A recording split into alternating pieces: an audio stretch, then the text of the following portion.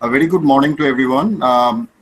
Coaching age group swimmers is a very important topic, and it will be done by Clement David Long today. Now, Clement have joined as an age group coach in Delhi GAF. As you can see, Clement has been a swimmer, outstanding swimmer of his past, and right after that, he have done many courses, including FINA certified coaches. He is a graduate in sports science, and he have been doing pretty well with our daily program in developing age group swimmer. So we like to welcome Clement to discuss this very important topic towards our parents and our swimmers, and of course some of our coaches also. It's over to you, Clement. Thank you. Okay, thank you, Pata sir. Good afternoon, everyone. I'm Clement. Yeah, so I'm going to talk about coaching the age group swimmers. First of all, age group swimmers, we know that is from the in terms of group 1, group 2, group 3, and group 4. As long as they are still in the age group mid and it's not moving forward to the senior level. Okay, let's move on. Why children go for the swimming practice? First of all, right, parents tell you to go or being forced to go. Sometimes our parents, they will ask you to go to swim even though you doesn't like it, you don't feel like going, they will just force you to go. Right? I believe some of us are here. And then it's also as a healthy exercise where you make yourself fit, make yourself healthy in run to stay fit, right? And also to secure the further education or a career. Right, for India, I believe that if you are good and a very good sportsman, I think you excel in sport. I think you will be getting a government offer or something like that. Yeah, I believe some other countries that are also offering the same. And also for the further educations like going in enrolling in public universities, or and recently I just knew about the India where they when you're going for a swimming meet where you win and then you get some cash money for your school fees or something like that. There is also something to encourage you to go for the swimming practice, right? Whether you are being forced or whether you are being told to go or because of money or any other reasons, sooner or later you will eventually get close with everyone in the pool, your teammates, and you will build up a friendship. And when you build up a friendship, it will be like a second family where you will know each other so well rather than your schoolmates, you know them so well, their weakness, their favorite foods, whatever they dislike or things like that. Right? Then we also go for swimming to challenge ourselves and to keep ourselves to improve over and over again, where you know that you are good in swimming and then you challenge yourself to another level and aim to get better and each time, right? You know that there's a lot of room for improvement for you to do, right? And then whatever reason, whether these 5 reasons or not, in the end it's all or nothing for everyone else. Deep down in our mind, in our thoughts, we always aim to become the champion. Whether parents force you or you go for yourself or go to swim because of friends or anything else, in the end, everyone wanted to become a champion, right? So, and then we move on to parents. How about parents? Why do the parents send the kids to the swimming practice? First of all, it's for the survival skills. So the parents send the kids for learn to swim. They learn to swim. After they learn to swim, merely because they want to avoid drowning case or because of their own safety, right?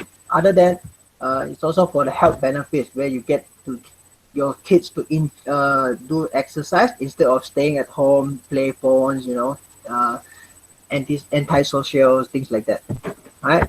Health benefits where we can go as in some of the health issues like asthma, and then doctor recommend to go for swimming, and then you know that contact sports, martial arts, where it's very high risk of injury, you know.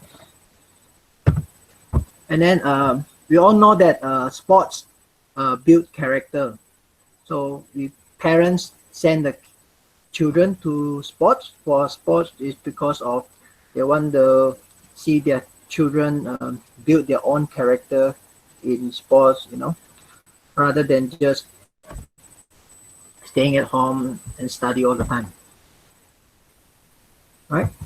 And then family background where some of the parents might be ex-athletes when or ex-swimmer or whichever sports. So they feel that sport is good. They know about the benefit of the sports.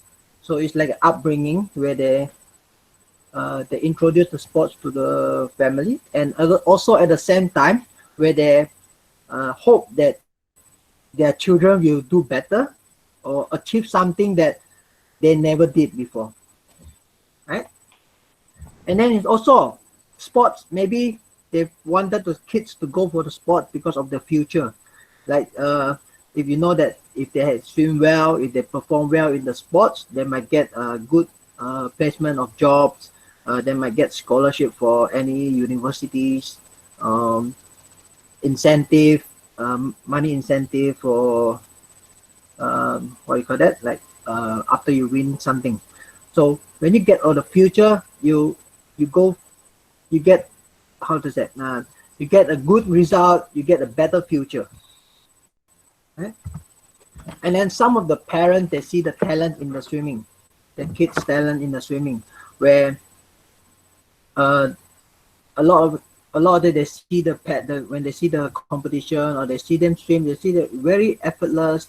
And then at the same time, it's influenced also by the coaches, where the coaches come and tell the parents that, oh, your son have a talent in the swimming, come put them in the swimming program or things like that, right? But all this reason is, like I said, for the kids, you have all this reason, but in the end, it's only one thing. The most important of all is definitely about their children winning medal. Like it or not, whether your intention is just for all the 6 benefits, but in the end, when you go for competition, deep inside your heart, you wanted your children to win medal. Okay. Speaking about development of age group swimmers, you all know about this long-term swimming development model from this Canada, right? So a lot of people are using this, but from what I understand, from what I thought, I'm thinking, this is the ideal program, ideal framework where it's the best, and whatever we think that this is the best framework for athlete development. But in reality, I think that this is not going to happen. Why? It's because the stages of athlete, like you see here, we have fundamental, learn to train, train to train, train to compete, and train and compete to win. By the time of compete to win, we are at the age of 18. So we have around 10 years to compete to win. I don't see that the difference in how to say the objective to win is after the 18 years old.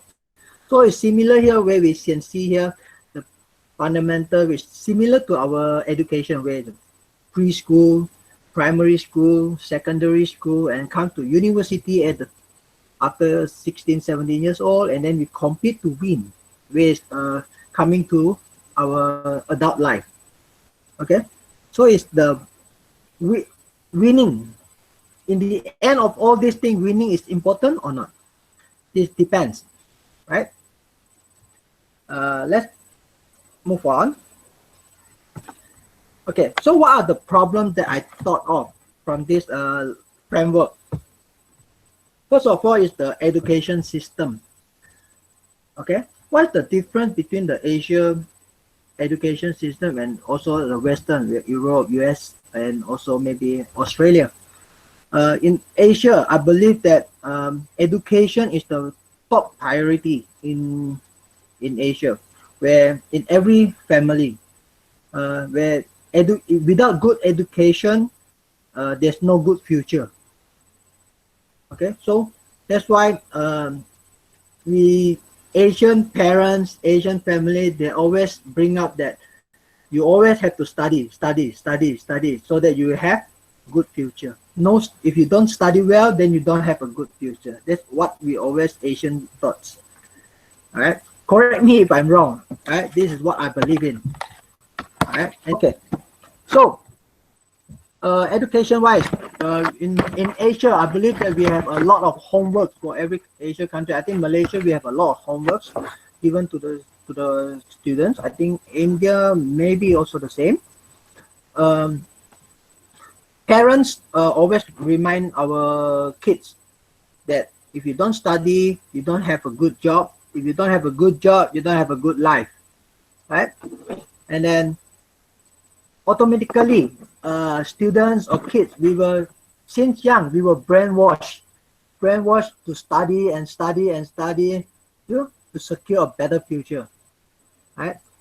And then in Western countries like UK or USA, where we have in terms of sports, they have varsity teams, right? They have the like NCAA, Division 1, Division 2, Division. There's a very big format of the competition there, and in Asia, where like Malaysia or India, I think we have also varsity team, or we have also varsity meets, where meets between the universities. But as you all can see, like the recent Kelo University, where it's not really much of competition compared to sub-junior or senior national. It's more like, for me, it's more like a competition for those retired swimmers, where most of the university students are retired.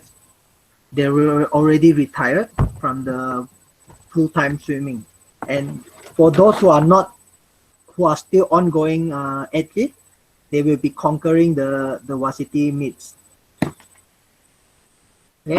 And then in Western like UK or US, all the top coaches, they are working in the varsity team. And in Asia, all the top coaches are working in state team or national teams or in swimming center. So there are no varsity teams that the coaches where the coaches can coach a varsity team where that produce a better swimmers. Right? And then move on to the coaches target. I don't want to talk more about coaches because we have a lot of good coaches here. So coaches for age group to swim fast, we always have to teach them a good technique and also how to race their events. It's not just simply racing, right? And then we can see that a lot of swimmers in the coaches where okay. So in a lot of the coaches, I don't want to talk more because a lot of coaches here, so we just skip on that one. Okay, next one I want to move on to the parents obstacle. Okay, so as I mentioned just now, without any no win, we're back here again. So parents, what happened? Commitment. No win means no good.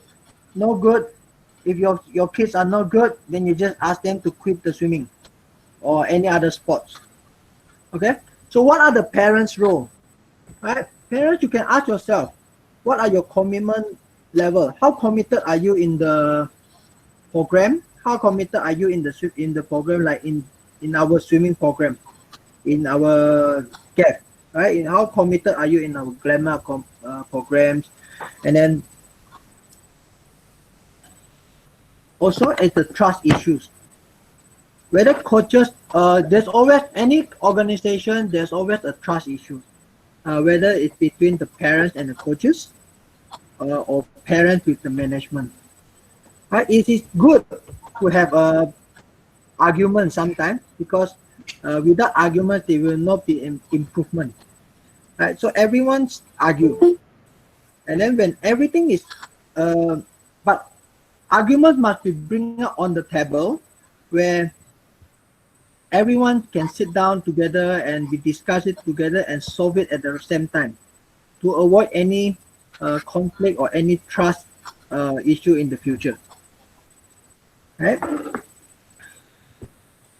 Okay, and then don't expect a fast return of investment. Swimming is a long-term investment. Not only swimming, I believe that every other sport is also a long-term investment, right? A lot of parents believe that intensive training during a school holidays will improve. The percentage to improve is very high. Means the more you do in a short time, the more you to compensate the lose time that you, because like exam or things like that, you didn't go for swimming practice, and then you combine everything together in the school holiday to make to complement back, right? But it's not happening, right? Because it's actually more, a lot of more than that. Okay, if you are doing a intensive training during a school holiday, in not in a long term, few months or something like that, your body could not, the body of the swimmer couldn't handle, and then it will break. And then when it break, your body couldn't improve. You won't get the improvement as what you expect.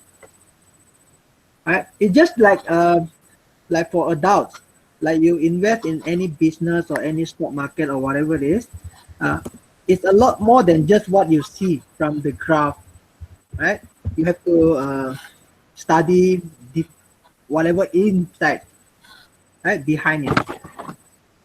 Okay. Then next you have the result on the scoreboard. A lot of parents like to look at the results, and that is the indicator where whether your son or your daughter improve or not.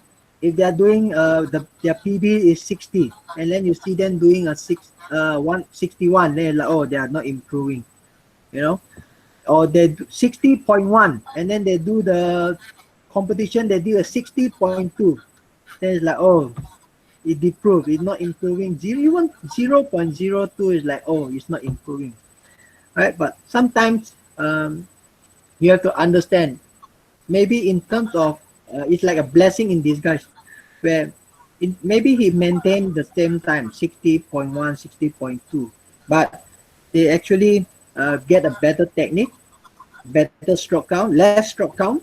He did execute a better turns, or maybe the strategy for this time is better. So in future wise, it will be a better result. Right? And then it's also maybe because this is what the coaches strategy or coaches advise to them to try out something differently. Right? So in order to for that, parents, as I always tell you all before, uh, don't judge them based on the result. Ask the children, ask them what they feel, how they swim, and just support them in terms of their swim, not in terms of their results. Okay. Okay. Then we talk about athletes. Right, athletes. What happened? There's always problem when the athletes do not have a sign of improving. Right. At the beginning, they improve at a very fast rate. Right. Every competition they win, they improve and improve and improve. And then halfway through, they have only little improvement, and then or there's no improvement at all. Right. What happened? Right. As we grow older and get better and better in our strokes, in our techniques, our PBs will be harder to crack, right? And then it will lead to frustration, depression, and also mentality down.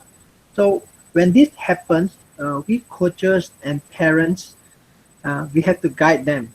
It's not condemn them that, oh, you are not doing good, or as parents you're not stopping them at the point that, okay, you are not improving anymore, just quit the sport, focus on study. Okay, sometimes you you need to support them mentally, so give them motivation, give them encouragement, so that they won't give up that easily. It also helps for them to learn this, so that in future when they are going for working life, it also apply the same. They will not give up if they don't improve at certain time, right? Okay. Then I will move on with do's and don'ts for the swimmers from what I think. All right. Okay. All right. First one, be a smart swimmer. Right. So if you have to, as a swimmer, you need to know yourself, set yourself a goal, right? And then you work and achieve the goal. Your goal doesn't mean that you want to be, oh, I want to be number one India swimmer. You cannot set that. You have to set some realistic goal, something that you can measure, something that you can achieve.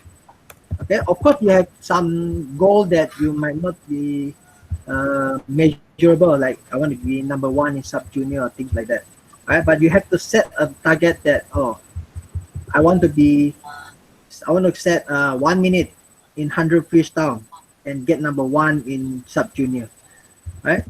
So by the time you get to sub junior, you might be hitting 1 minute for 100 freestyle. But at the same time, there's another swimmer that from another state that also did 59 seconds and he get gold. But you already achieved your goal where you already improve yourself to 60 seconds, right? Those another people, another states get another gold medal even faster than you. That things you cannot control. Okay, so don't let that demotivate you. And be a leader. Don't just be a follower. Right? A lot of time I see in where we call that in my in Delhi, where the swimmers like to follow. They don't like to be the leader. And whenever the swimmers they in the Delhi where they cheat or they do less workout, example like 10 sets, they do only 8 sets, and one of them know that they didn't finish, but they don't, but he or she doesn't dare to move for the 9 set. Why? Because that if he move for the 9 set, everyone will scold her or scold him, because everyone will hate him, because we are supposed to finish, we are supposed to in a group where we cheat together, right? So that person will just follow and just, you know, cheat together. All right. So you don't be afraid. Just set an example. If you think that it's wrong to cheat, just proceed with whatever you think is right. Do not follow them. When you proceed and then the coaches will see something wrong, how come all of you are done and then there's 1 or 2 swimmers are still swimming? And by the time the coaches ask that 1 or 2 swimmers, they will the coaches will know about the truth, and also you definitely punish those who cheats, right? And then have a purpose. You swim for a reason. Whenever you swim, you have to have a purpose and a reason. You're not affected by external influence like parents, right? Like I told you earlier, not because of parents forcing you to go for swimming, right? It's a solace during practice. A lot of times, if you don't have a reason to swim, you'll be soulless in the practice. Why? When you come to the pool, you are present in the pool, but your soul is not there. Your mind is not in the pool. So you will just come and swim the whole workout, and then you go home. That's all. You won't put effort and you won't put your heart into the practice. Okay? No shortcut.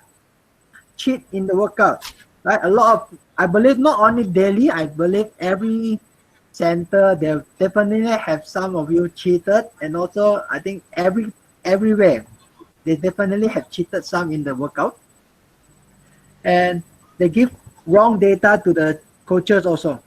Like for example, when we do in our daily center, where we do the heart rate set, we have to give the coaches know about our average time, our mean time, our mean maximum time. So sometimes you know that your mean and max is too far away, the big gap. So you try to shorten it up, like 16 and 18 seconds. But instead, There might be 1 or 2 sets where you're 16 and 25 seconds, where the coaches doesn't know. Only you know. But you tell the coaches that, oh, I'm this minimum 16 and maximum 18. And the coaches will be very happy that, oh, well done. Right? But deep down in yourself, you know that you are cheating. Right? And the coaches will only know whether you are cheating or not at the competition time. Right? So, and then don't compare. We always like to compare ourselves. Why we have our friends? Why focus on what other people do, right? Let's say like people cheating. When other people cheat, why you want to compare? When the coaches ask the particular person to stop, and then you ask you to continue, why do you want to complain, and why do you want to tell the coaches, oh, how about she? How come she did less than me? How come I do more? Why she stopped and why I should go? You know, when coaches ask you to go, maybe have some purpose for you. So you have to focus on doing everything that you can to be the best swimmer that you can be. Right? Do not focus on some other things. That when you focus on other people, it cannot make you become a better swimmer. You only can focus on yourself, then only you can become better. Mental training. When it comes for a swimming race, everything will come down to a psychological area where you see, example like Olympic, everyone on the starting block, everyone is having the same workouts, similar energy, similar strength. Everyone is on the same level, except for the mental training. It comes down to winner. The difference between the winner number gold medal, silver medal, bronze medal, and the rest of the field is on the mental side. In who is the hungry for more, who wants the gold medal more than everyone else. Okay, like for now, what we can do to strengthen our mental training, we can do self-talk. So we can always go to the mirror, we tell ourselves, talk to ourselves, um, say that we are keep telling yourself that I'm like Clement, you can do it. All right, you can do it. Right? Keep motivation, input with positive notes, so that every time you look at the mirror, you're telling yourself that, okay, calm down, Clement, you can do it. You know, just keep telling yourself positively. And then visualization, right? We did visualization of our race, right? The race that you focus on. For example, like 100-meter butterfly, right? What you can do, close your eyes and imagine the whole area, the stadium, the swimming pool, every walking from the calling area, walking to the starting the block, and then taking off the clothes, and then stand on the blocks, and then ready and go, and how you swim, and then touch the wall and look at the scoreboards. Okay, so how do you know whether your visualization is very real, or you achieve another level of visualization? If you just imagine those races, is very easy. But when it comes to another level of visualization, is where you get a timer. Uh, when you go on the block, take your mark, go, then you click on, you start the timer, and then continue on with the visualization of your stroke, of your race strategy, and your swim. And then maybe you can try a 50-meter, and you think, when you imagine that you are reaching the 50-meter, you click a stopwatch to get the split. And then when you reach the end of the 100-meter butterfly race, then you click it, so that you can have a 50-meter split and a 100-meter time. So if you achieve another level of visualization, you might get increase of heart rate, where you feel tired and you feel that you actually did something. You feel like you just went for a swimming race. And then when you compare to the time, if you can achieve whatever your target time in your mind, your visualization, for example, you target your visualization 100 butterfly to achieve 56 seconds, and then your the time that you captured, the time that you clock when you are visualization, and compare with the timer that you took. If your timing is also 56 seconds, that means you achieve a very, very good sense of visualization, because you manage to count every stroke. You manage to. It doesn't mean that you ask 1, 2, 3 until 56 and then you press it. It means that you whatever you think in mind and then you just click it naturally. It's just 56 seconds there. That is what I think is the perfect visualization. Okay, and then we can do meditation, right, to calm yourself down, to keep yourself relaxed. Okay, so all this mental training we hardly do during our normal days, because our normal days we usually put on for more on the swimming practice. So now during the lockdown, this is the best time for you to do the self-talk, visualization, and meditation. Why? Because in normal time we use water. We are practicing more in the water. So now we are locked down. We have no pool for us to train. This is the time where you convert the training time in the pool and convert it to the mental practice. Then by the time you are going for the normal practice, I believe that after lockdown, we will not have time for mental training anymore, because we will focus more on the pool, right?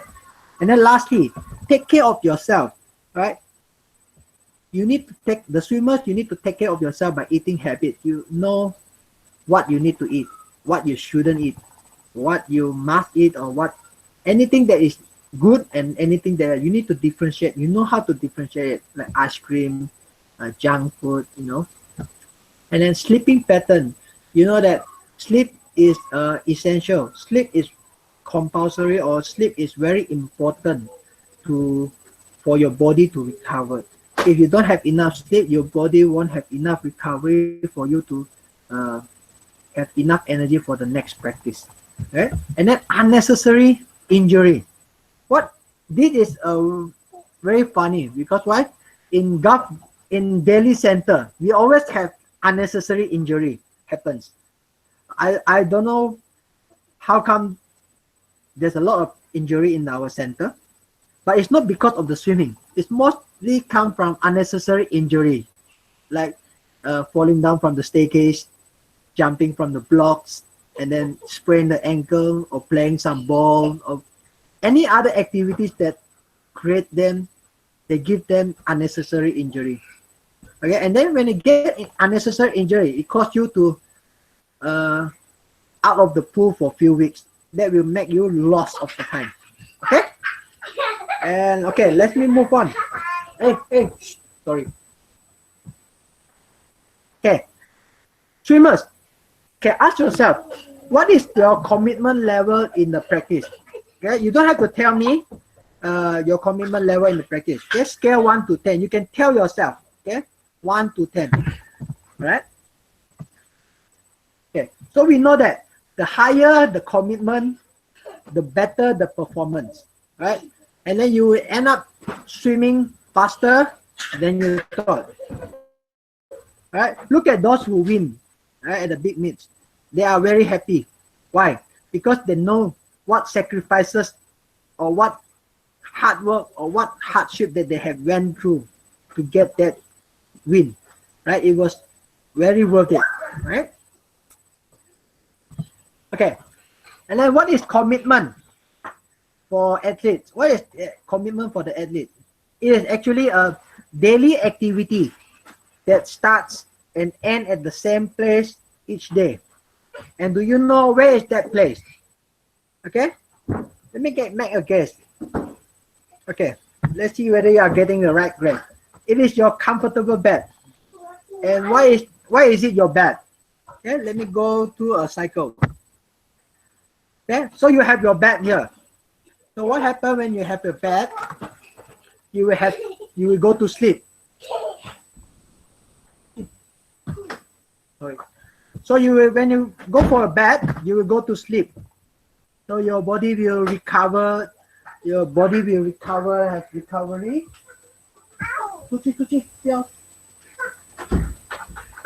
Sorry. Okay, let's continue. You will have a body recovery.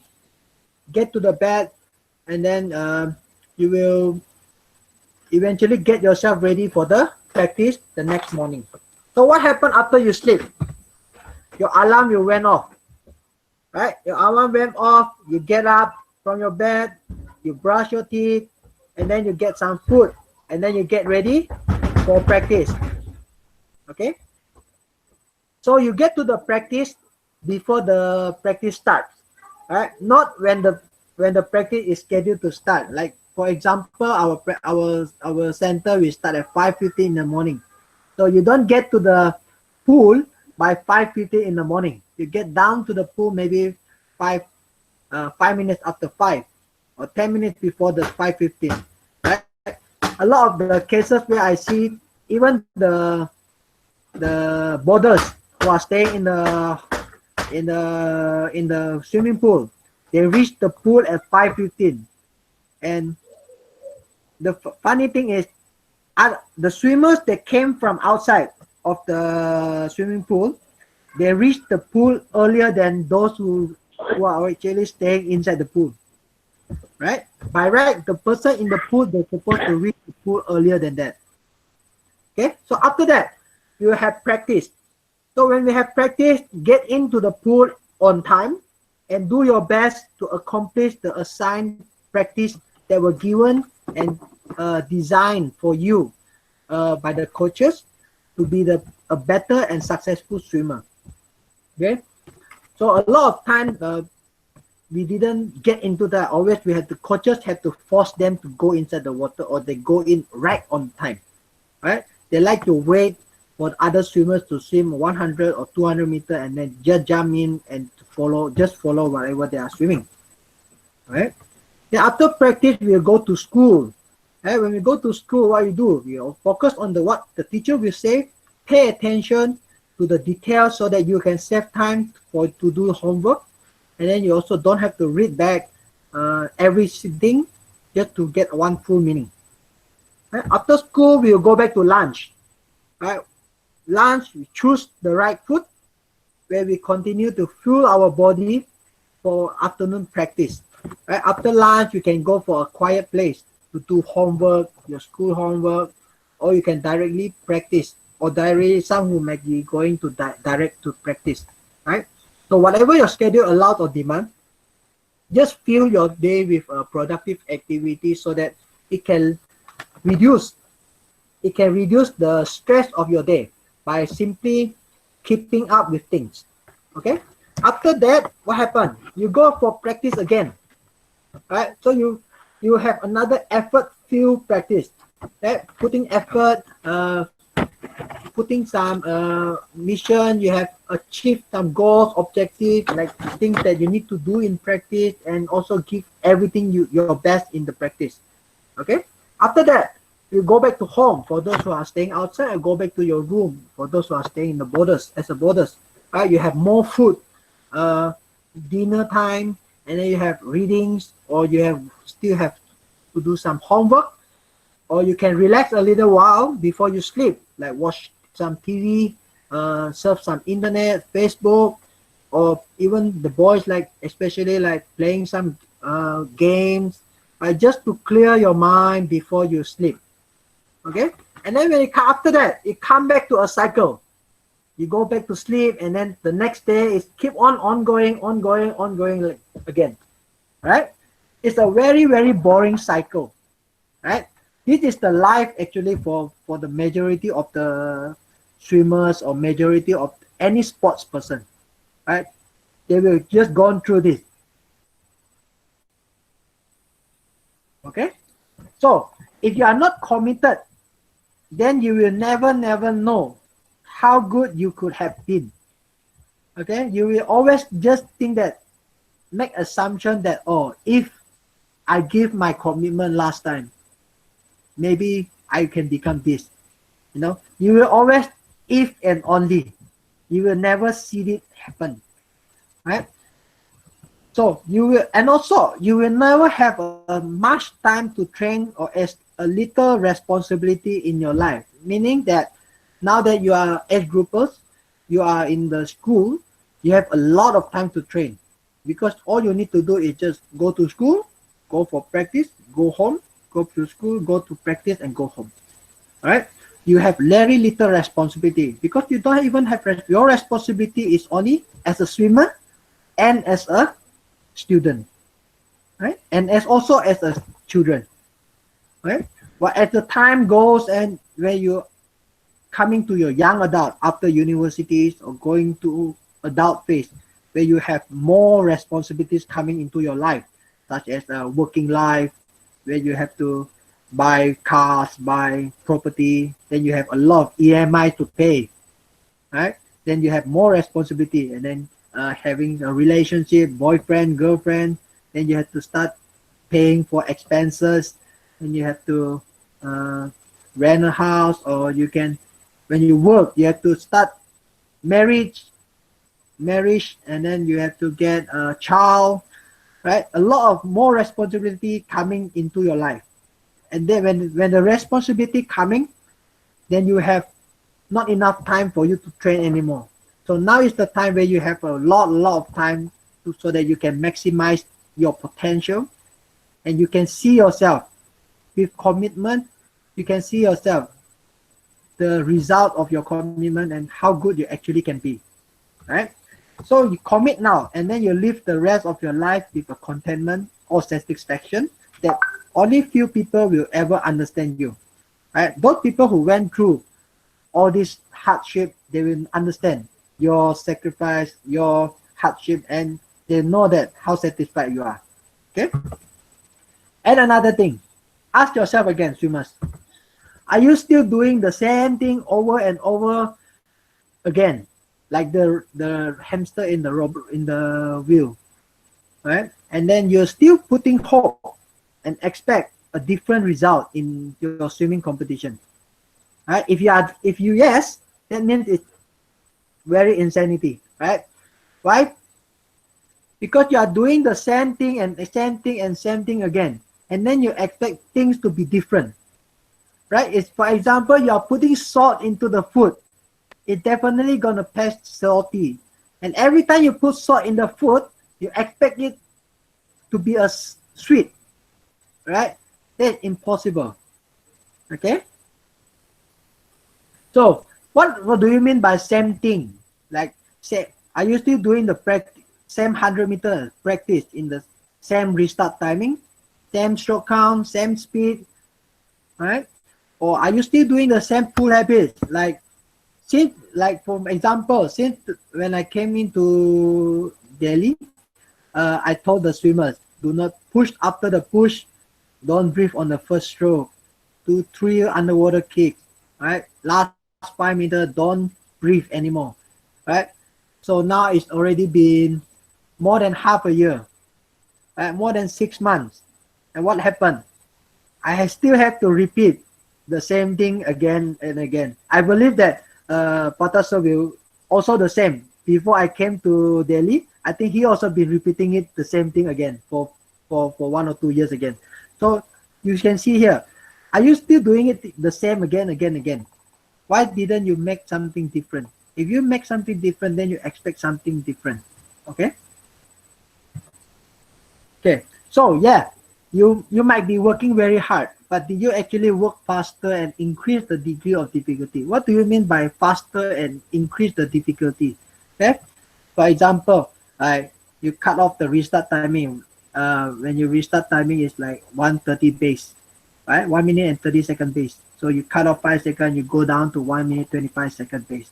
Or you can actually do one less stroke count per lap. Or every push from the wall, you do extra dolphin kick. Or last 5 meters, you don't breathe. Or initially, your last 5 meters you don't breathe, then you go on to 10-meter breathe. Last 10 meters you don't breathe. Right? Or you take initiative to sleep early during the night. Or when we do gym practice, add more weights, right? Things like that. Right? If you do something different, then you can see something different, right? In the end for the results. Otherwise, you will be having achieve the same result over and over again. Right? Why do we always do the same thing over and over again? Because we believe that that is the best thing that will happen, and by doing the same thing we assume that that is the ideal way, that is the fastest way. We never thought of think another way that who knows might be faster or better, right?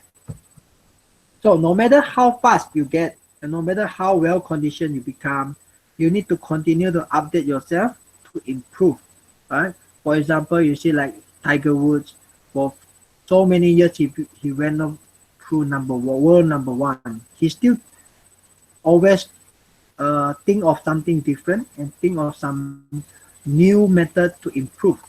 Or you can see like phones, where every year phones are fighting with each other, competing with each other to upgrade themselves, right? To improve. Why? Because they want to keep up themselves with the trend of the world.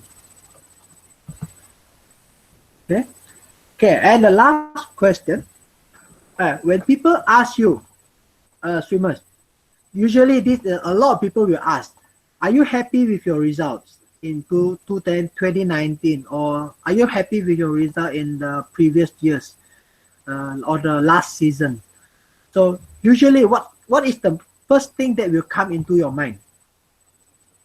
Right? I think the first thing you come is definitely what is the time that I did for 100 meter butterfly last sub junior or last senior national. Okay? You will think of the results and the time. When you think of the result and the time, right, that one race or that meet will determine the success. So if you're, let's say you achieve gold medal in senior national, then you think that okay, my 2019 is perfect. Or you hit a good timing in sub junior or senior national, oh, my 2019 is perfect. Okay, we often forgot to look at the bigger picture. Okay, for example, let me give you an example. In 2018, maybe your 100 freestyle is 60 seconds. And then in 2019, at the beginning of 2019 is 60 seconds. So when it comes to middle of the season, you are getting your time's improving to 57 seconds, right?